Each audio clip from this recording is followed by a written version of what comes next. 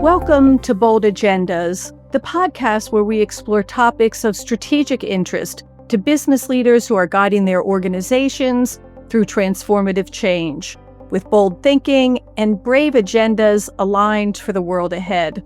I'm Mimi Brooks, and I'm your host of today's conversation that centers on what may be the most critical fault line of our digital era, the new digital divide.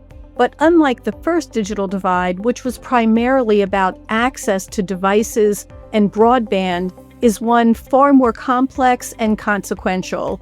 It's about who gets to augment their thinking, extend their capabilities, and work alongside intelligent systems, and who gets left behind. The divide is no longer just about accessibility. It now splits across capability. Who can design, who can absorb and benefit from AI, and ultimately empowerment? Who gets to thrive in a world increasingly run by autonomous systems? To unpack this issue, I'm joined by Michael Carroll, an expert in industrial innovation, applied AI, and systems strategy. Mike brings a unique perspective to this conversation. Not only does he study the evolution of intelligent systems, he also works with organizations building the future of automation, industry, and work. Together, we'll explore the dividing line we aren't talking enough about and what they mean for equity, agency, and possibility in the AI era. This is Bold Agendas, the new digital divide, from access to agency with Mike Carroll. Let's get started.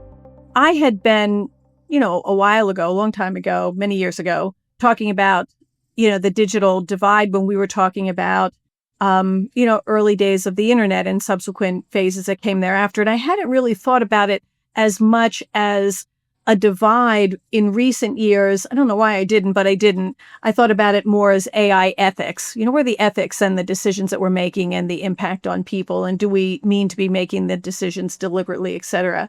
And then it was in one of our last discussions, that you said something about, not sure that we really understand the potential have and have not impacts going forward. And I said, I used to talk about the digital divide. This is a new digital divide that we could be talking about here. And it goes well beyond the access digital divide that we were talking about earlier.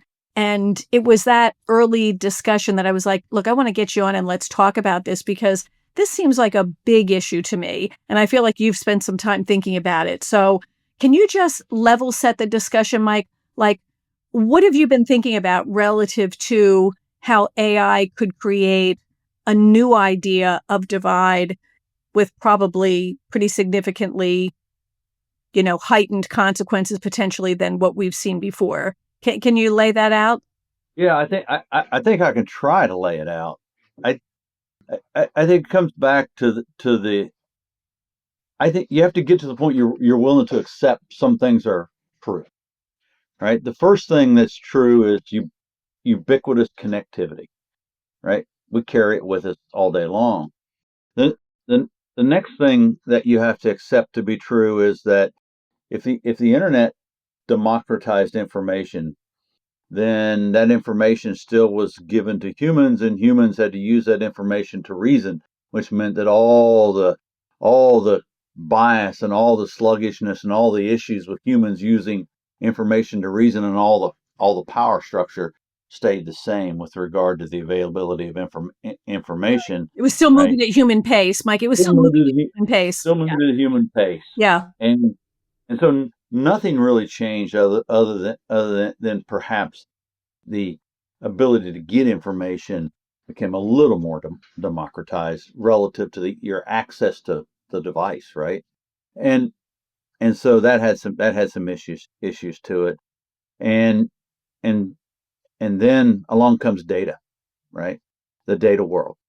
And so big data basically said, now I have the ability to get lots of data compiled in with more information and use the two. And the data is the evidence I need to use that information and say, hey, does it make sense when I'm making these decisions?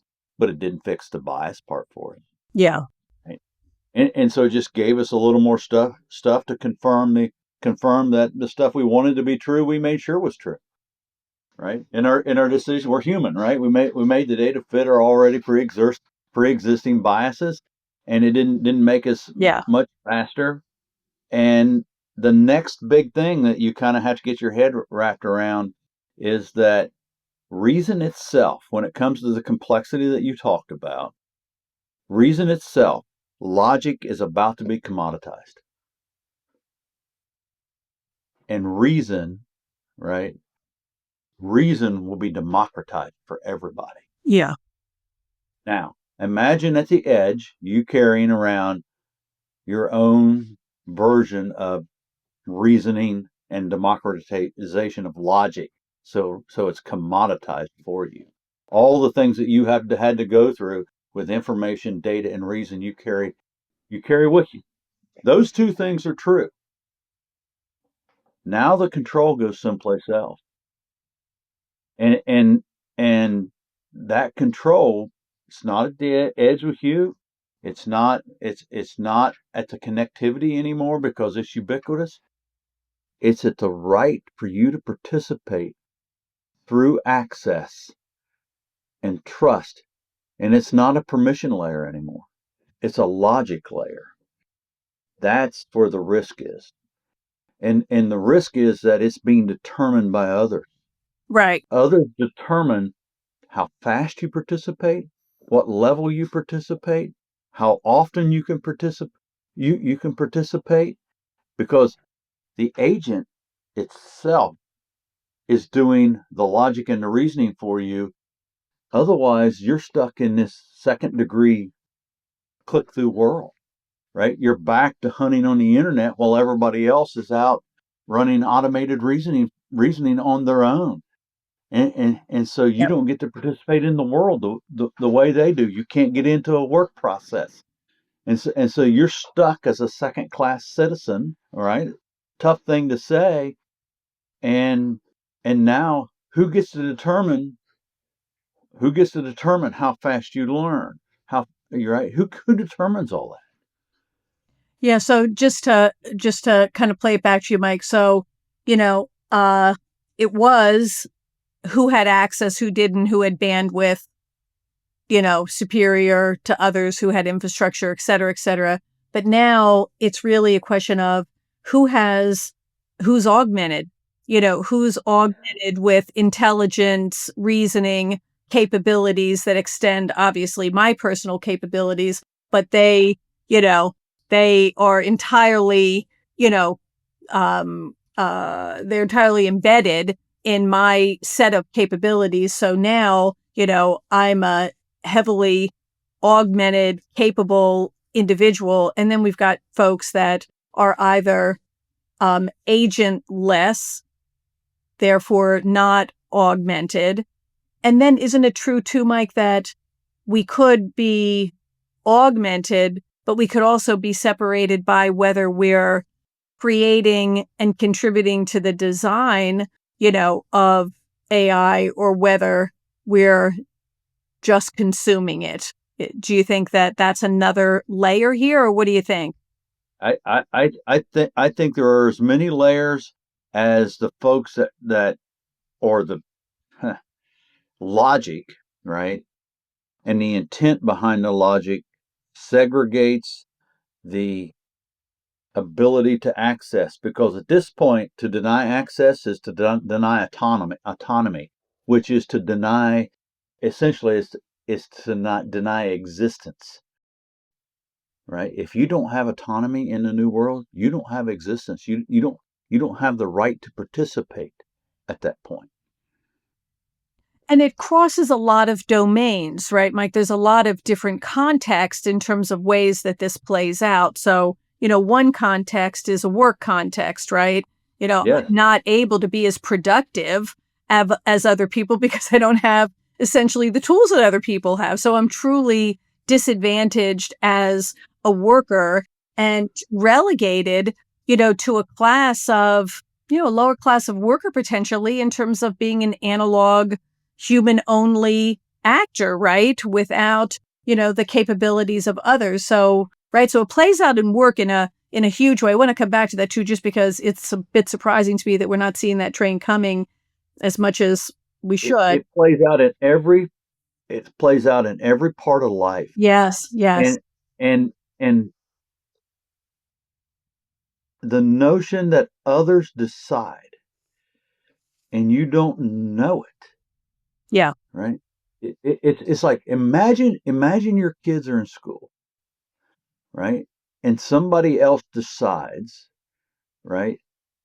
The ability for your kid to learn at parity with a kid someplace else, right? At a speed that your kid can learn at or somebody else's. Imagine that's determined and you don't understand how it's determined, yeah, yeah, right? Because it's a logic layer set somewhere else, right? And that's the issue with all this stuff yeah, is that when the control to this is not transparent, then you have no idea how it's being determined, how it's being governed. And so what you might see happen is that you might see a new Bill of Rights with regard to agency, right? yeah, And that Bill of Rights might say that you have the right to this level of agency. yeah. It goes back to what you said, right, Mike? It's, you know, how many different ways can the digital divide manifest itself? And, you're saying really in all ways, that we enact as humans, we could be theoretically disadvantaged, socially disadvantaged, from a learning and education perspective, disadvantaged from a from a wealth management, health management, any access to those insights, and models and algorithms, et cetera, that make us all smarter, richer, healthier, safer, whatever it might be, right? I mean, it literally can play in all of those contexts. The It, level it of disadvantage is huge, potentially, right, Mike? that's it is huge, and if as you just sit down and you reason through, connectivity is going to be there. These reasoning agents are going to be real and they're going to be at the edge, and then the real control is going to land at access, Yeah. and because it's a logic layer, and that's where all the risk. And in your discussions, Mike, I know you spend a good amount of your time, talking to business leaders and businesses in multiple verticals. How aware do you think business industry leaders are relative to this potential risk? How top of mind do you find that it is? I don't think thinking about it this way is at top of mind very much at all, because I think they're still in the old governance model, right, where everything's a permission Yeah. setting. It's not a logic layer, and and and and I think that in in this world where everything's 1 degree away, right, you're 1 degree separated from everybody else on the planet, everything else on the planet.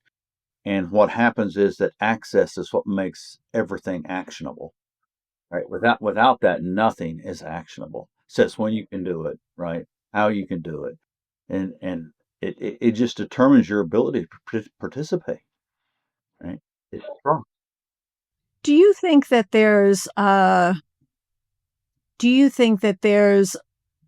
downside already brewing to this, Mike? The fact that it's not as top of mind as it seems not to be at this point. Do you feel that there's plenty of running room to get there, or do you think that this gets legs and pace, and precedent set that could be hard to recover from for folks that might be um, affected early from a disadvantage perspective? what I like to say is that we don't have enough really smart people thinking about how to do this the right way. Mm. And if you believe that it will spontaneously order itself, I want to believe that's true. I'm just not sure that's true, because part of me says that throughout human history, what we've learned is that information was power, and for as long as information was power, how'd we behave? Right?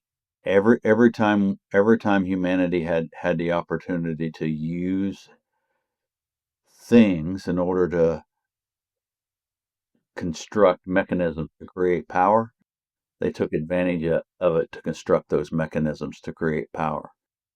Access is the ultimate mechanism because it is automated logic, right, of trust. What about, Mike, And from a geopolitical perspective? Because there'd be a lot of entities pretty motivated to recognize what we're talking about here. I I think that's probably true. Some might welcome it, some might not. Um, I could think of some that wouldn't. I could think of some whose principals say they would welcome it.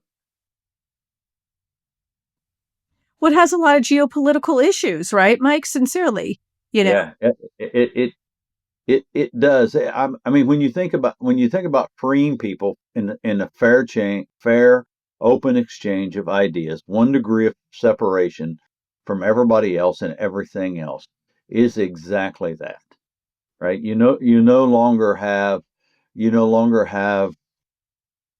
know, the information being mediated through institutions anymore, right? It's mediated through individuals or collections of individuals, right? That whoever's in your network that you trust, that you choose to be your most trusted people that you're one degree from, right? And that network probably changes a lot and evolves over time based on how you choose you want to believe, because people will still have their own belief systems that they gravitate toward. But I I think that fair and open exchange and maintaining access so that your ability to use these rational engines that democratize logic um, makes you much better. I had this conversation and started to have this conversation that if we actually get to the point where these engines, these reasoning applications, right, agents that sit at the edge, free us up to think about justice, fortitude, wisdom, and temperance in a way that we've never thought about them before. Because we've been so busy dealing with the complexity and trying to do the calculus of this overly complex world we live in, that maybe we can go back and try and become better humans, which is what most of the ancients um, focused on, was how do I become a better person, right? A, a life well examined, perhaps, is one well lived. So, who do you think who do you think should be acting more so, Mike, than what they're acting today? Who should be out front on this issue from your perspective? Business, public sector, like who I needs to walk towards this? I actually don't believe this is an issue for business. I don't believe it's an issue for. I believe it's an issue for every individual in our country and probably the planet. And that if they're out front on it, and if they come to an understanding that I'm going to have reasoning agents at the edge that handle my complexity, I'm going to be one degree separated from every other person on the planet. I'm going to have ubiquitous connectivity, and that I need to be worried in the same way that I worry about my individual rights, about my right to participate in in that world in order to be 1 degree connected. I think it has to be individuals in the way that they think about their own individual rights today. It's just an extension of those rights. And if we do it through institutions, it'll probably be watered down to the point that we won't get the kind of attention to it we need. The only way it gets the attention is if people understand it and vote. So your concern with systems leading in terms of recognition and response here is that almost any system that would lead, public, private, whatever, is not going to prioritize the individual interests enough, Yeah. to really deal with what you're concerned about the risk is being. Hence, if individuals don't step forward protecting their own interests in this, there's not probably another system that could do it in a parallel or on par way. Yeah, because it's the individuals that have the most to gain and the most to Yeah. lose, Yeah. right? Because they're the ones that have the risk of being segregated without even knowing it. Yeah. And I think it it's a huge risk, and you could say to yourself, how long is this going to be? It's not 10 years. No. It may be 5, 5 but it's to 10. It's not 10. I don't think it's, I agree. I don't think it's 10. It might not be, full force obvious at 5, but there'll be plenty of case studies. And you say, what's access depend on? Well, it depends on trust and trust on intent, right? But it's a logic layer based on trust on intent, right? And so your agent is basically acting on your behalf based on your intent and your logic. And so if your intent is misinterpreted and your access is restricted and you don't understand why,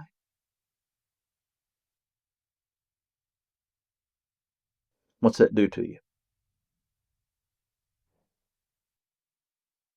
Yeah, I mean, it's crippling, right? It's crippling. But Mike, the thing is that worries me. I, of course, agree with you that, individuals have, the most to lose here, for sure, and should have, the most motivation and be in the best position to represent, their interests and needs. But to think that individuals won't be seriously advantaged or disadvantaged based on wherewithal or some degree of lack of wherewithal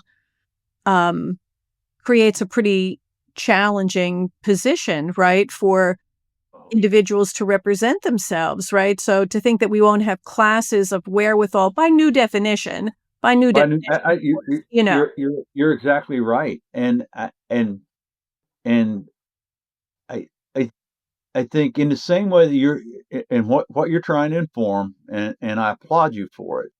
In the same way that we're going to have to think about how to represent people and their ability to participate through the use of agents, right, for rights at this, companies are going to have to remake themselves in a way that you just they can't even get their heads wrapped around, right, right? Because when you think about this, so let's go down this path for just a second, right? And when you think about what a company was, right? What a company was it was built in the 50s by our fathers or grandfathers who built a structure in order to exercise control over an enterprise, and the organization was function and process and built in these silos of function and process for which information went up the silo and decisions came down the silo, and it looped over and over and over. And at the end, you got a result, right? And that was that's how they exercise control. And then along comes technology, and those walls in that silo, instead of being concrete and steel, became transparent. That's what technology did. And except because the walls are transparent and you could see that the information in the walls was visible, you couldn't read it. But it was just visible that it was there. Technology done that. And all the gates remained. So we still functioned as if Yeah. everything was the same, Yeah. but the gates are all still there, Yeah. right? And largely society is still the same construction, right? And so even though the information's there, it's like I see the castle, the gate's closed on the castle, but I can't get in. And so if you don't have access and you're denied access in this world we're talking about, you can't participate in life, right? You're stuck outside the castle. You're a serf, Yeah. right? Locked out, and the barbarians are coming for you, right? And you can't get protection. And so our companies have to reorganize themselves in a way that is so unfamiliar to them because they're used to this this matrix that's built around decision rights. Right. Right. And it doesn't happen that way anymore. The architecture of permission is going to be dead. And now it's going to be an architecture of trust and guardrails. Yeah. The people systems are always the last to change, right, Mike? So it's amazing that we're still working under the organizational hierarchies and structures, that we've been working under for two industrial revolutions now. Forget about like decades. We're well beyond that. But Mike, just to kind of take what you're saying a step farther, because of course I agree with you. But what's kind of funny, right, Mike, is that for all of the discussion, I was thinking about this the other day, for all of the discussion about whether we're replacing and displacing humans, whether new intelligent work is going to be, at the demise of human workers.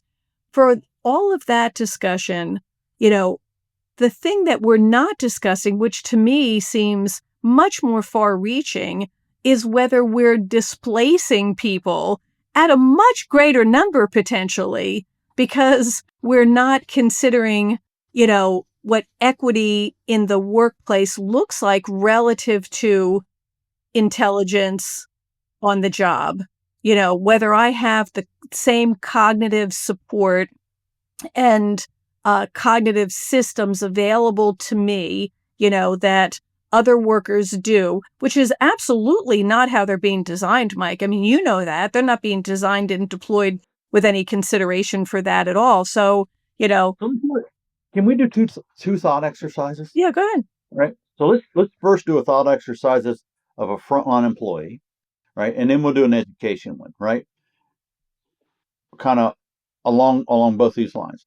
The first one is a comparison between a frontline employee that's working in a control room and there's an issue that shows up, right? And the issue that shows up is a temperature issue in the oil on a bearing on a pump, right? And what happens is he's got a big dashboard in front of him, and he sees some things flashing red, right? And he has to go to the dashboard. He has to drill down into the dashboard to figure it out. And what he figures out is that the oil temperature in the bearing on the pump it is high, right? And he does this through an exercise, and then he figures out he has to go change and do something to the heat exchanger in order to maybe increase the chiller water on the heat exchanger, reduce the oil temperature so the bearing doesn't fail in 8 hours, right? And so, but he does this through his own troubleshooting, his own knowledge, Right. right there, right. And he has to do this, and it takes a while for him to do this. Yeah. Right? And then typically what he would have to do is he'd have to put that all in a work process, have to get all of his supervisor, right? all the things you have to go through, right? Now imagine he's sitting there, and at the edge he gets a notification that says the oil temperature on the pump on line 9 is increased in temperature, and the bearing on the pump will fail in 8 hours if you don't increase the flow to the temperature now. Would you like me to increase the flow to that now? Right? Right. It's that simple. That's an agent, Yeah. right? And Access to knowledge versus access to yeah, data, right, Mike? I mean, access to knowledge versus and access to data. and it's the difference between what do I need to know, what do I need to do with it, and when do I need to do it, Yeah. right? Versus what we do today is we put all this stuff that you had to disentangle through complexity. And so the answer to your question is we don't replace people. We make them more important. We make them more important Right. because they create value at a rate that is so much faster, Right. right? Because we get rid of the latency in the Right. decision making. Right. Exactly. But Mike, here's what makes me mental about this discussion, is that to me seems like, look, that's not a terribly hard conversation to follow in terms of concept and complexity, and yet it really isn't the conversation in most places. Most of the conversation is about, look at how many years from now, Mike, we've been talking about displacing people, loss of human jobs versus the augmentation of humans, and the really important discussion about how people will create new value in those new work contexts. Because if I understood how I needed to create new value, I would see the importance of the knowledge that you're talking about. Yeah, As an individual and worker, I would see it, Mike. I would that's because understand that. you're exactly right. That's because we don't understand, right, the cost of latency, right? Yeah. Right. It's Yeah. what we do is we think that in this world, if it gets done, it doesn't cost us money. That's not true, Right. right? Remember the conversation that latency is $1.4 trillion of tax on national GDP. All the latency built up is 1.4 trillion on national GDP. Now, what that says is that with the way we are organized and how we go about creating value through that organization is in effect. So give me the education example that you wanted to.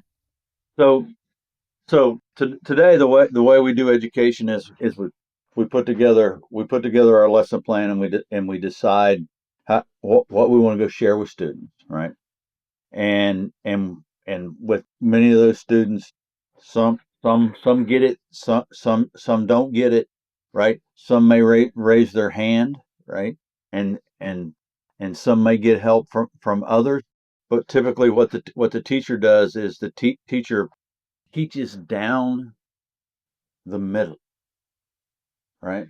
And so you got some students that are bored, you got some students that are behind, just like I said.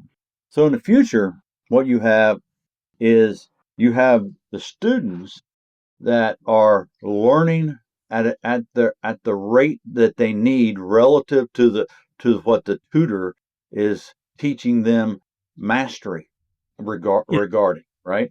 Now, when and what you'll find out is that the curriculum is not just mathematics, right? It's how well do you understand how well do you think through the problem? Do you understand the science behind some of it? Do you understand the math involved in it? Right. So it's everything kind of rolled into one, and then the reasoning at the edge, right, engaged with the student, informs the teacher where they need to focus individually with each student in order to help guide that student along the path and to achieve what that student needs individually, not as a whole class. But it also aggregates the things that the class doesn't conceptually understand, so they can do holistic things with the whole class. Yeah. Right. And so what it does is it makes the teacher way more effective, right? And it makes him way more effective, him or her, way more effective with each individual student. Right. It's scalable personalization, right? It's That's like an exactly. enterprise scale. It's like an education scale. What Yep. does that mean to teach at scale? And it doesn't make the teacher less valuable. Yeah. It makes the teacher immensely more Oh, valuable. yeah. Yeah. It changes Right? the whole definition of effectiveness and productivity, right? Yeah. Like, Because it changes effectiveness. yeah. It's like and you think about it like prioritization, right? Yeah. And I think the reason we miss this stuff is because imagine you had the ability right now to make the best decision possible to get the greatest influence over the next thing you were going to do for the best possible outcome in the future, and then the next one, and then the next one, Yeah. and Just then the next. compounds and compound. I mean, it's truly exponential. Right? And now imagine, right? And now you imagine you got everybody on the planet doing that, and because of access, somebody denies you that potential. So now you got two or a dozen or how many populations diverging away where somebody is actually allowing themselves to do that, and they're achieving greater and greater and greater advantage over somebody else because of these reasoning agents, and they're making decisions that give them the greatest potential advantage, Yeah. right? Because of the best outcome, and somebody else doesn't have that. Right. And in all of these, Awful is that? yeah. And in all of these scenarios, to just be clear, Mike, too, right? We're talking about coordinated, integrated, multiple agents working Yes. across, a porous, if you will, ecosystem, be it education or otherwise. Yep. And again, all of it is, within arm's reach from me, and the accessibility that I have of that. And, I just want to make sure, that people understand that I like to think about it, Mike, as you mean accessibility with a big A. You mean With a big A. macro concept of Yeah. accessibility. You With don't a mean we with used to have, a PC and now we have an agent. Like, that's not what you mean.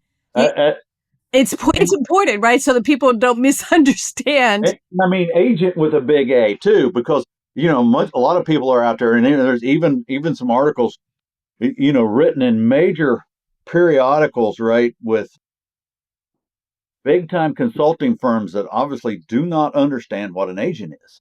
Yeah, An agent is not something that runs out and does that's a piece of program RPA that does a search and comes back with something. It is something that acts on your behalf, exactly. right? Exactly. On your individual specific Behalf, behalf, knowing who behalf. you are, how you learn, what you It know, reasons, who you trust, et cetera, et cetera, et cetera. right? Exactly. Exactly. So that's where I think when we say it's access that leads to agency and Yes. co-creation and the ability to have a seat at the table, to participate. You get a seat, not because you're smart enough to have a seat, because you're afforded a seat. It's a matter of your process. Because it's your background, right? Your background helps people understand this. If you can't shape an outcome, you don't have agency. It's a huge idea.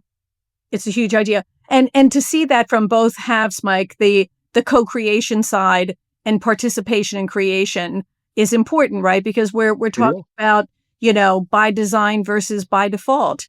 There's a big difference in agency by design and what you get by default. Well, I say this all the time, and I know you're very familiar with it. There's been this long time study in Whitehall in the UK, and essentially the study, the the summary of the study is that if you have high demand, right, which means you're either cognitively under high demand, you have to think about things really hard, or you're physically under high demand. Turns out hard work and high control, right, which is really hard work, is really good for you. Great health outcomes, you can shape things to an outcome. You're Yeah. you're you're engaged in it. Hard work is really good for you. But the minute two things, and you only need one of them. The minute either one of them happen to you, you either have low status, right? The inability to engage in a work process Yeah. because you have no access, right? Or that you have low control, the inability to shape events to an outcome. Yeah. Now what happens to you is you have very poor health outcomes, right?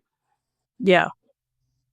Yeah, and that's the that's the circle of life going all the way around, Mike. I mean, it affects everything. It affects you socially, it affects you as a citizen, as a civilian, it affects every aspect of your life. Which is why it's such a monumental, it's such a it's a staggeringly huge issue. It's one of the few that I think is worth, worrying about a little bit, at least to the point A of lot. trying to think through it. I, How I can mean, I contribute? I would like to see the one degree world set everybody free. Yeah. Everybody. Because to think about it, it's the collapse of distance, Yeah. space, and time. Everything gets compressed. Everything.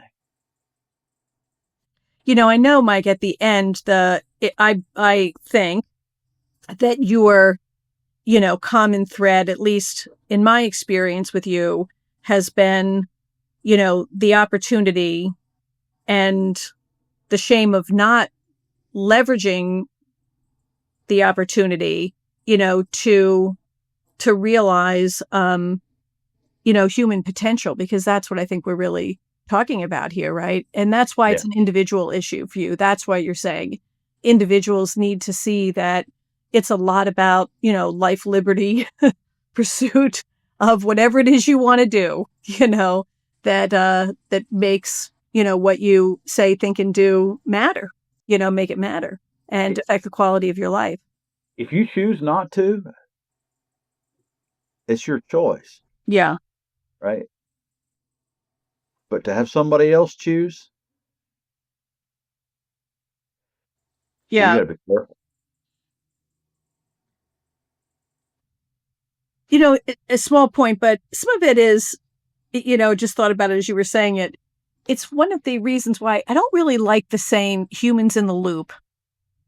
Like that sounds more like entrapment to me. You know what I mean? Than inclusion. Like if you just think about it, you know what I mean? You're like, So, so, that's so not where let's I look. so You know? let's be let's. I don't know the answer. Let's try and decompose that for a minute, right? And and and and so one of the concepts that's going around out there is that governance changes a bunch and it goes away from what we know it today to governance as learning. And I know you've talked about this a lot, Yeah. right? And that if you look at chains, right? And so whether it's a supply chain or whatever, that the notion everybody wanted chains of something, Yeah. right? That really what it is, it's a learning loop, Yeah. right? And and so governance as a learning loop, and in order for the learning loop, because we have one degree, right, which is ubiquitous connectivity, reasoning agents, and access, and access is a big A, and because you're absolutely right, and remember that power belongs to those who own the access layers, right? That's where the power is. So that's what we need to that's what we need to really focus on, is who actually owns these access layers. And and so as we think about that, we really want,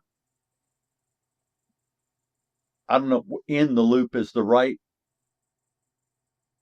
way, but people need to be involved, right? They need to understand, right? Yeah. They need to review. They need to have oversight. However we want to think about it, but somehow we need to compose. Or need to we need to know where the humans need to be involved and where they don't need to be involved, and where they need to provide some guidance, Yeah.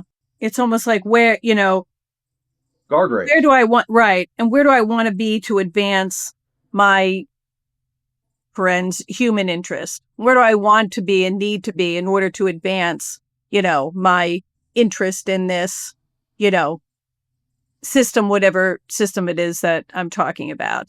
It goes back to the outcome of agency, like you said before, equals the outcome of agency, right? It's not something that happened to me.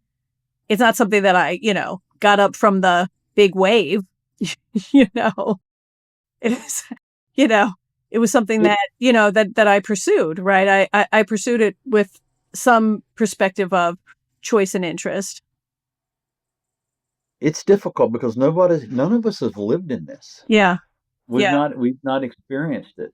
Yeah. And Yeah. and you know, part of me, the cautionary part of me says that things will happen if we're not paying attention and don't start asking better questions, right? Right. It's hard to say we're going to get to the right questions until we start asking better questions. Well, I'm glad you, are kind of ending on that note, because it was one thing that I was thinking about when we were kind of in the thick of the conversation. And that is, you know,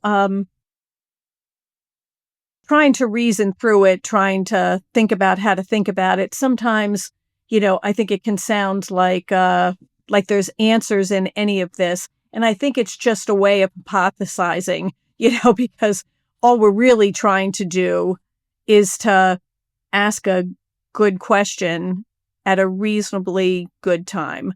That's what it seems like to me. We're just trying to ask some good questions at something close to the right timing, not terribly late, you know?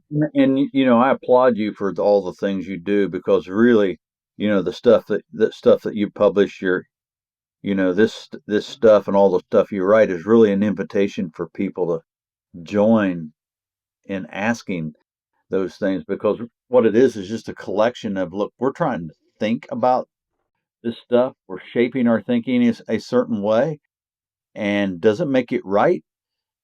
But if you can help us think more about this, we'll be a whole lot better off. I have to say, I'll end it on this, Mike, just because I think both a honest and fair closure to the discussion. When I started Bold Agendas, my only interest, and it still is my only interest, is to get good ideas to the table, and to have met some smart, interesting people along the way, which it has returned in fold much more than what I ever expected. The people that I've met, the ideas that I've heard, from just all over the place, is fantastic. I wish I started it sooner. Wish I started it younger. I was just doing it as a fun thing and as a way of meeting people, honestly. And, I will say though, the person that taught me to ask the right questions, or at least to value the right questions, was you. So You're too I kind. have You're too kind. taken that as a good life lesson, sincerely. And I do, and I think it's so entirely true that I try to play it and use it wherever I can. Least it sounds like any of us think that any of us have any real answers here, Yeah. Yeah. So listen, thank you again for coming on. You are such a gracious and generous guest, and I always enjoy it, and I always learn something. I appreciate it a lot. I learned from you as well. Thank you. I'll see you soon. Take Bye. it easy. Bye.